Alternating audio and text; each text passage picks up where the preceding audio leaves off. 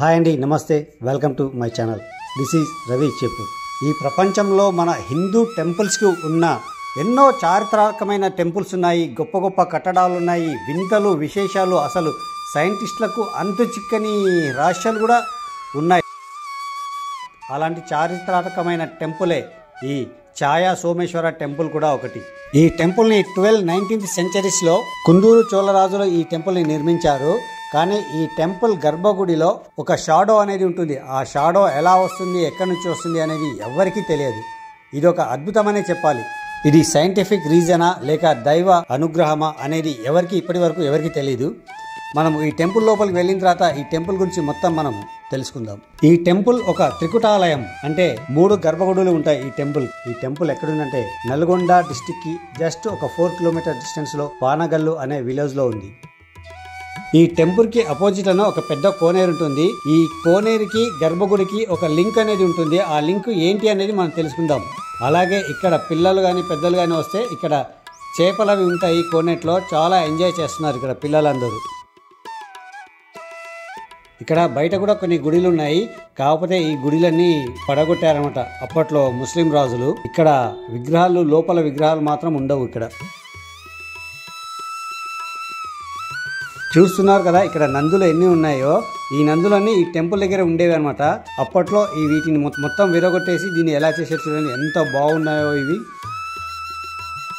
ఈ టెంపుల్లో చాలా మటుకు విగ్రహాలను వీటిని చాలా డిస్ట్రాయ్ చేశారు. ఇవి సైంటిస్టులకు కూడా అంతు చిక్కని ఒక రహస్యం అనేది ఈ టెంపుల్లో ఉంది. అది ఏంటి అంటే ఈ టెంపుల్ లోపల టోటల్గా 18 పిల్లర్స్ ఉన్నాయి. ఆ పిల్లర్స్ షాడో అనేది గర్భగుడిలో ఉన్న శివలింగం వెనకాల ఒక షాడోగా ఉంటుంది. ఆ షాడో ఏ పిల్లర్ షాడో అనేది ఇప్పటికీ ఎవ్వరికి అంతు చిక్కకుండా ఉంది అన్నమాట. ఇంకొందరు ఇది దైవ లీల అంటారు. ఓకే గైస్, ఇప్పుడు మనము టెంపుల్ లోపలికి వెళ్ళి చూద్దాము. అక్కడ అర్చకుల వారు ఉంటారు. ఈ టెంపుల్ గురించి, ఆ షాడో గురించి ఏంటి అనేది మనము అర్చకులని అడిగి మనము తెలుసుకుందాం. ఈ టెంపుల్ లోపల మొత్తం 18 పిల్లర్స్ ఉన్నాయన్నారు కదా, ఇవి బాగా అబ్జర్వ్ చేయండి. ఈ పిల్లర్స్ షాడో ఏ విధంగా గర్భగుడిలో పడుతుంది అనేది మీరు ఒకసారి అబ్జర్వ్ చేయండి.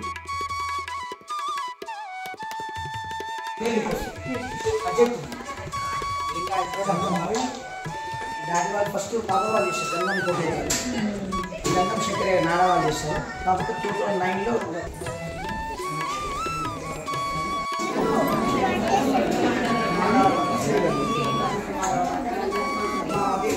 This is my Madhu. Please like, comment, share and subscribe this YouTube channel and bell button ఒకటి మాత్రం మర్చిపోకండి.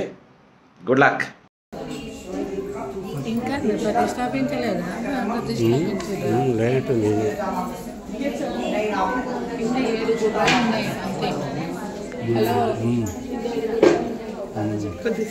ఇక్కడ అర్చకుల వారు ఉన్నారు, తనని అడిగి మనం తెలుసుకుందాం. ఇప్పుడు 18 పిల్లర్స్ 18 పిల్లర్స్ ఉంటాయి. స్వామి ప్రధాన దేవాలయం స్వామివారు ఉంటారు ఇక్కడ, పరమశివుడు. ఇది 3 గర్భగుడులు. ఛాయా సోమేశ్వర స్వామి, దత్తాత్రేయ స్వామి, సూర్య భగవానుడు. దీన్ని త్రికుటాలంగా పిలుస్తారు. ఈ ప్రధాన దేవాలయంలో ఈ మండపంలో వచ్చేసి 18 స్తంభాలు ఉన్నాయి. ఈ 18 స్తంభాలలో స్వామివారి పైన నిశ్చలంగా ఒక స్తంభాకారంలో నీడ కనబడడం కూడా జరుగుతుంటుంది. ఆ స్తంభం ఏ స్తంభం మీద అన్నది కూడా అంతు చిక్కని రహస్యం. టెంపుల్ వచ్చేసి ఛాయా సోమేశ్వరాలయంగా పిలుస్తారు. అది ఏ స్తంభం మీద అన్నది కూడా అంతు చిక్కని రహస్యం. మనకు సూర్యుడు ఉన్నప్పుడు స్పష్టత ఉంటుంది ఛాయ. ఇక్కడ ఇలా ఇది సూర్యోదయం మంచిగా లైటింగ్ ఎక్కువ ఉన్న కొద్దీ ఆ ఛాయ అనేది కూడా అంత స్పష్టత ఉంటుంది. మీరు ఒక స్తంభం అనుకున్నప్పుడు మీ నీడ అనేది అక్కడ స్తంభాన్ని టచ్ కావాలి. మీరు ఏ స్తంభం మీద చేయి పెట్టినా సరే ఆ చేయి నీడ మాత్రం లోపల స్తంభాన్ని మాత్రం టచ్ కాదు. ఇది మనకు సూర్యోదయం నుంచి సూర్యాస్తం వరకు వర్షం కానీ మబ్బు కానీ ఉన్నా సరే ఆ ఛాయ ప్రతిరోజు కూడా కనబడడం కూడా జరుగుతుంటుంది. ఇప్పటి వరకు పరిశోధనలో కూడా అంతు చిక్కని రహస్యం, ఒక దేవ రహస్యంగా చెప్పుకోవచ్చు. ఎందుకంటే దాదాపు 1050 సంవత్సరాలు 11వ శతాబ్దము కుందూరు చోళులు ఈ దేవాలయాన్ని కూడా నిర్మాణం చేయడం కూడా జరిగినది. ఇది ఒకప్పుడు ఈ దేవాలయం మొత్తం 40 years నుంచి మొత్తం శిథిలావస్థలో ఉండేది. ఈ మధ్యకాలంలో కొంచెం డెవలప్మెంట్ అవడం కూడా జరిగింది తెలంగాణ ప్రభుత్వం. చాలా మంది, లక్షలాది మంది దేవాలయం కూడా ఛాయను దర్శించుకోవడం జరుగుతుంది. విషయం ఏంటంటే సోషల్ మీడియాలో వచ్చేసి యూట్యూబ్ ఛానల్ వాళ్ళు ఈ 4 స్తంభాలు కలిపి ఒక స్తంభము, ఈ 2 స్తంభాలు కలిపి అక్కడ పడుతుంది, అట్లా చెప్పడం జరుగుతుంది. కానీ స్తంభం మీద కాదది. స్తంభం మీద అయినప్పుడు నీడ కదలాలి. సూర్యోదయం ఉత్తరాయణ దక్షిణాలు కూడా నీడ మారాలి. కానీ ఛాయ మాత్రం మారదు, ఒకే డైరెక్షన్ లో ఉంటుంది. శివుడి పైన అంటే శివుడి విగ్రహం దా నీడనా అది ఒకే డైరెక్షన్ లో ఉంటుంది. 365 days కనబడుతుంది. చీకట్లో మాత్రం కనబడదు. చీకట్లో మళ్ళీ ఎప్పుడు కనబడుతుంది అంటే పౌర్ణమి రోజు కనబడుతుంది. నిండు పౌర్ణమి వెన్నెల ఉన్నప్పుడు. మా నాన్న వాళ్ళు తాత వాళ్ళు ఏం చెప్పారంటే ఎదురుగా సూర్య భగవానుడు, సూర్యుని భార్య పేరు ఛాయాదేవి, శనీశ్వరి తల్లి. అమ్మవారు విగ్రహరూపులు కాకుండా ఛాయారూపంలో ఛాయాదేవిగా కొలువైంది. ఇక్కడ ఈ ఛాయను దర్శించుకుంటే ఏనాటి శని ఉన్నా నరుదిస్తున్నా కూడా తొలిపోవడం కూడా జరుగుతుంది. ఎందుకంటే ఆమె ఛాయాదేవి కూడా శివుని గురించి ఎప్పుడు కూడా తపస్సు చేస్తుంటుంది. ఆమె తపస్సు చేస్తుంటే శివుడు అడిగారు, ఎప్పుడు తపస్సు చేస్తున్నావు కదా, మీకు ఒక వరం ఇస్తాను చెప్పడం జరిగింది. నా పైన నిలిచేటట్టు మీకు ఒక వరం ఇచ్చారు. ఆ వరం పొంది ఛాయాదేవి శివుడి పైన ఛాయాదేవిగా కొలువైనట్టు. ఛాయాదేవిగా ఇది స్వామివారు, స్వామి స్వయంభూ శివుడు. ఇక్కడ ఓన్లీ స్వామివారు పరమశివుడు ఉన్నారు. మిగతా గర్భాల మొత్తం కూడా విగ్రహాలన్నీ కూడా ధ్వంసం అవ్వడం కూడా జరిగింది. ఔరంగజేబు కాలంలో విగ్రహాలన్నీ ధ్వంసమైంది. స్వామివారు మాత్రం ధ్వంసం కాలేదు. ఎందుకంటే సర్పం ఉదయం ప్రాంగంలో సర్పం రావడం జరుగుతుంది. శ్వేతనాలు ఇప్పుడు మార్నింగ్ టైమా ఉదయం ప్రాంగంలో సర్పం వస్తుంది. శ్వేతనాలు ఓకే. అంటే ఎవ్రీ డే వస్తుందా? Every day. నాగబంధనం ఓకే. కనబడుతుంది స్నేక్. ఎందుకంటే ఈ ఛాయని తీసుకుపోలేరు కదా, నీడ పగలగొట్టలేరు. ఇక్కడ ఉన్నట్టు విగ్రహాలన్నీ కూడా పాడు చేయడం కూడా జరిగినది. ఇక్కడ నాగబంధనం ఉన్నది కాబట్టి ఆ స్వామివారు మాత్రం రక్షణ ఉన్నది కాబట్టి అక్కడ దాన్ని ఎటువంటి ముట్టుకోవడానికి కూడా లేదు. ఓకే. ఎవరు ధైర్యం చేయలేదు. సర్పం అక్కడ ఈ గుడి ప్రాంగంలో కనబడుతుంటది. తిరుగుతూ ఉంటుందా? గుడి ప్రాంగంలో ఉంటుంది 100%. ఇది స్వామివారు ఇక్కడ ఫస్ట్ లో వాటర్ లో ఉండేవారు. ఇక్కడ ఈ గర్భాలయంలోనా? జ్వలలింగం అన్నట్టు. స్వామికి నిత్య అభిషేకం జరగాలని చెప్పేసి అప్పట్లోనే ప్రొవిజన్ ఇచ్చిరు. స్వామికి నిత్య జలాభిషేకం జరిగేటట్టు కుందూరు చోళులు కోనేట్ల నుంచి గర్భాలయం వస్తుంది. ఇప్పుడు కూడా తడి వస్తున్నది, కాకపోతే ఇప్పుడు లేదు. ఇది మొత్తం లోపల ఫ్లోరింగ్ చేయడం వల్ల వాటర్ బంద్ అయినాయి. ఇప్పుడు ఓన్లీ తడిగా వస్తుంటుంది. శివరాత్రి నాడు 3-4 లక్షల మంది ఉంటారండి. శివరాత్రి రోజు బాగుంది. కార్తీక మాసం దాదాపు 6 లక్షల మంది వచ్చారు నెల రోజులకు. ఎందుకంటే స్వామివారు ఒక అనుగ్రహం అనేది పొందుతారు. శివుడి దగ్గర బ్రహ్మసూత్రం ఉన్న శివుడిది. స్వామి మన చాగంటి కోటేశ్వర గారు చెప్పారు, బ్రహ్మసూత్రం ఉన్న శివుడు అన్నట్టు. మీరు ఎప్పుడైనా గమనించారో లేదో, ఒక్క శివలింగానికే ఒక ప్రత్యేకమైన గుర్తు ఒకటి ఉంటుంది. మీరు ఎప్పుడైనా చూడండి, అన్ని శివలింగాల మీద ఉండదు అలాగా. మీరు కొన్ని శివాలయాల్లోకి వెళ్ళినప్పుడు శివలింగం దగ్గరికి వెళితే దాని మీద కొన్ని గీతలు ఉంటాయి ఇలాగా. అదేమిటో తెలుసా గీత? అలా గీత ఎందుకు ఉంటుందో తెలుసా ఎవరికైనా?